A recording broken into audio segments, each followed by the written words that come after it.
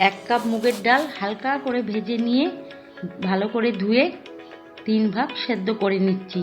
উপর থেকে ফেনাগুলো চামচে করে তুলে ফেলে দিলাম।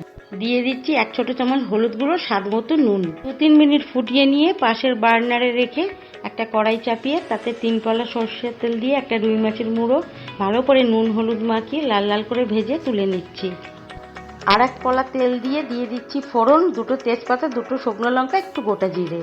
30 সেকেন্ড নাড়াচাড়া করে দিয়ে দিলাম একটা মাঝারি সাইজের পেঁয়াজ আর টমেটো কুচি। মিনিট খানেক ভেজে নিয়ে দিয়ে দিচ্ছি 2 ছোট চামচ আদা বাটা, 1 ছোট চামচ জিরে বাটা, 1 ছোট চামচ শুকনো লঙ্কা আর ধনে গুঁড়ো। ভালো করে কষে নিয়ে দিয়ে দিলাম সেদ্ধ করা ডাল, মাছের মাথা আর 2টো চেরা কাঁচা লঙ্কা। কিছুক্ষণ ফুটিয়ে ডাল ঘন হয়ে গেলে দিয়ে দিলাম 1 ছোট চামচ চিনি, 1 ছোট চামচ গরম মশলা আর 1 ছোট চামচ ঘি।